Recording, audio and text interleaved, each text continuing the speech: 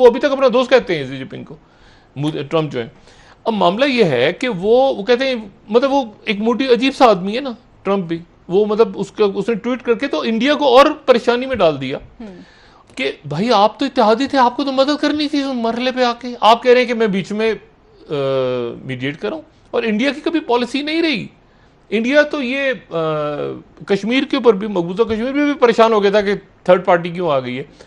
अब मीडिएट करवाने के लिए चाइना के साथ वो अमेरिका जिसकी पूरी इंडो पैसिफिक स्ट्रेटेजी नाकाम हो गई है मुकम्मल तौर पे, लेकिन ऑस्ट्रेलिया, वियतनाम निकल गया हाथ से। कल भी मैंने जिक्र किया था। अच्छा, नेपाल के अंदर जो है इंडिया ने खुद, अमेरिका नहीं, इंडिया ने खुद कोशिश की है वहाँ पे कि जो हुकूमत में इस वक्त मौजूद हैं कम्युनिस्ट पार्टीज़, आपको पता है इंडिया के जो आर्मी चीफ होते हैं वहाँ के ऑनररी जनरल होते हैं, नेपाल के ऑनररी जनरल एक मुआहदे के तहत। तो नेपाल में चूँकि चीन नवाज हुकूमत है, इसलिए इस बात के मुकम्मल इम्कानात हैं कि वहाँ पर आने वाले दिनों में हुकूमत गिरा दी जाए, इंडिया वहाँ पर हुकूमत गिरा दे नेपाल की। ये भी हो सकता है और ये भी हो सकता है कि नेपाल के अंदर मार्शल लॉ लग जाए आने वाले दिनों में। नेपाल के अंदर सियासी तौर पे इंडिया के लिए बहुत तकलीफ दे पाता है कि नेपाल ने उनको आंख दिखाई है।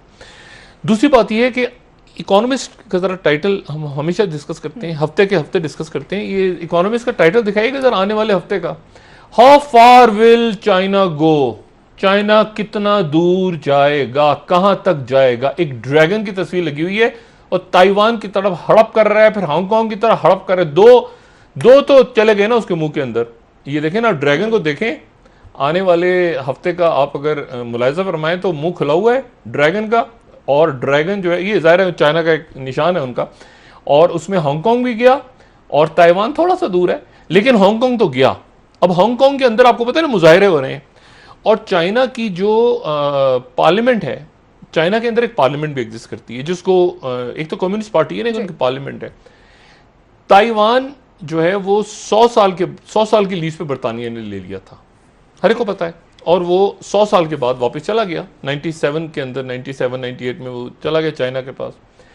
अब वहां मुजाहरे हो रहे थे, वहां पर ये कानून नाफिज हो गया है कि जो हांगकांग में मुजाहरा करेगा चीन के खिलाफ, वो कौमी सलामती और गद्दारी का मुर्तकिब होगा और उसको जेल में डाल के 3 साल के लिए या पता नहीं कितने सालों की सजा उसको सुनाई जाएगी। वो मुजाहिरीन जो, और इसीलिए ये मुजाहरे जो हो रहे हैं ना, ये काफी महीनों से हो रहे थे।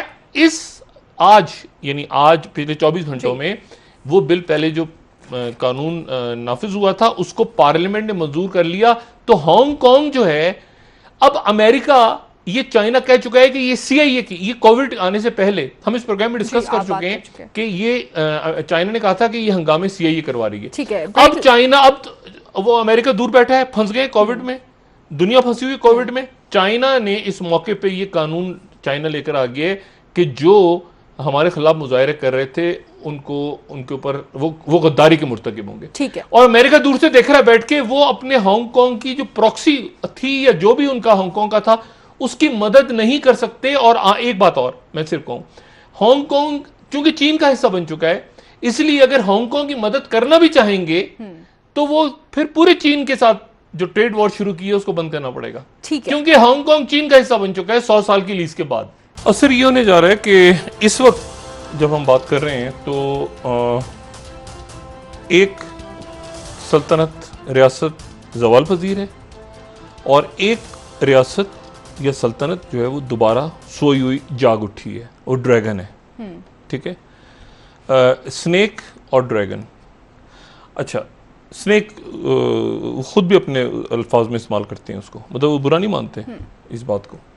अच्छा, वो एक तरह से वो खौफनाक किस्म का वो कहते हैं स्नेक एंड ड्रैगन्स। अच्छा, तो ये ड्रैगन जो है ये भी एक उनका। अच्छा, अब मामला ये है कि एक मुल्क जो है वो जवाल पजीर हो रहा है, एक ताकत जा रही है और दूसरी ताकत उभर रही है, और उसकी जो पहली झड़प हुई है, पहली लड़ाई हुई है, वो हुई है इंडो पैसिफिक रीजन में।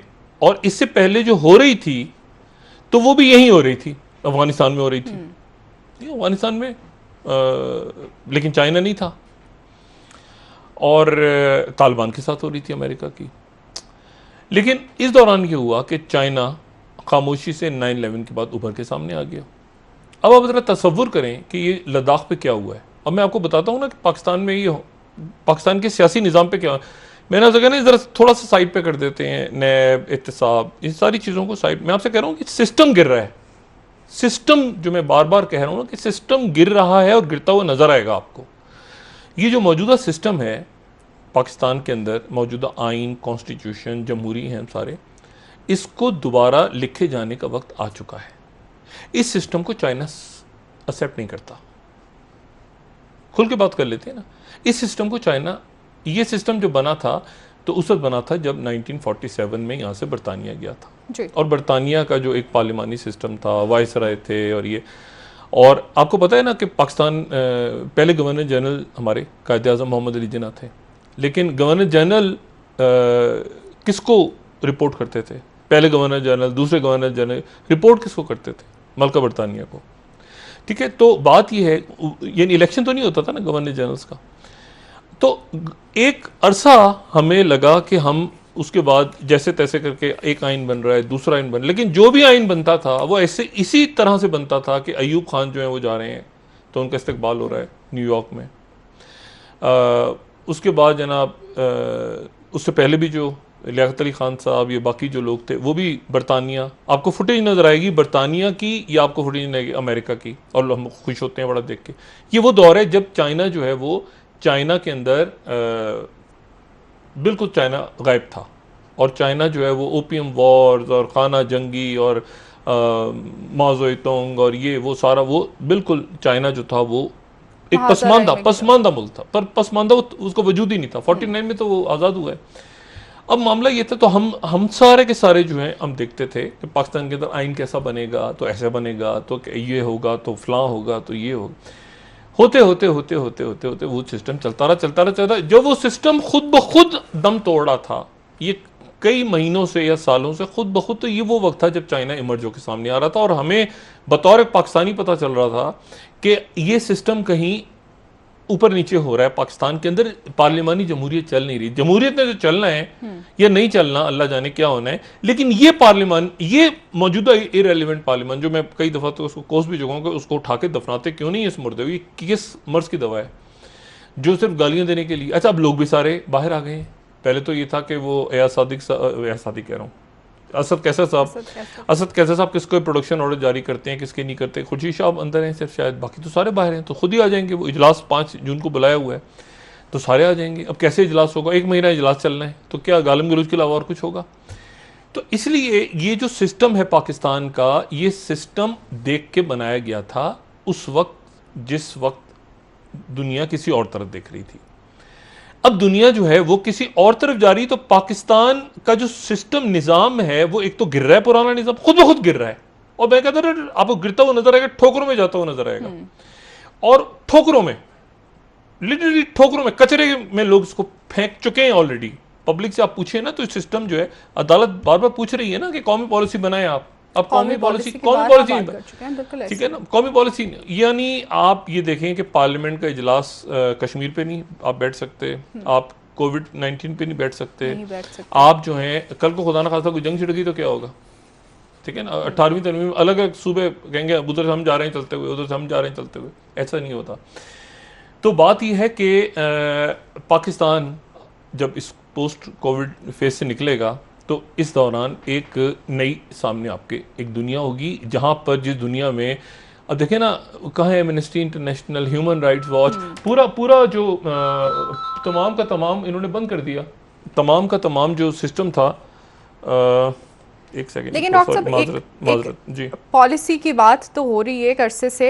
वज़ीर आज़म साहब भी ये कह चुके हैं, सिस्टम में ख़राबियों का तज़किरा कर चुके हैं, लेकिन क्या आप समझ सकते हैं ये बात को कि अभी जिस सिस्टम की बात वज़ीर आज़म साहब कर रहे हैं, तो उनके पास इक़्तिदार है और उन्हीं को इसको करेक्ट करना चाहिए? माज़रत चाहता हूँ, जावेद मियाँदाद साहब की कॉल आ रही थी शो के बीच में। जावेद भाई, आपको मैं कॉल करता हूँ, ज़रा ब्रेक हो जाए, फिर मैं कॉल करता हूँ और आपसे बात करता हूँ। जावेद मियाँदाद साहब, अच्छा जी, मेरे ख्याल से प्रोग्राम देख रहे हैं, कुछ बात करना चाह रहे होंगे। अच्छा, मैं सिर्फ आपसे ये कह रहा हूँ कि ये ठोकरों में जाता हुआ आपको नज़र आएगा सारा का सारा, और उसमें 1-2 ब्लॉक्स नहीं बनने जा रहे। और मैं आपको एक बात बताऊँ, पाकिस्तान जैसे आपको नज़र आता है ना, ये बरतानिया जब यहाँ से गया तो बरतानिया बहुत सारे मसाइल छोड़ गया, ठीक है ना। एक यहाँ पे मैं बतौर पाकिस्तानी, ठीक है, हमारे बॉर्डर्स हैं, लेकिन मैं बतौर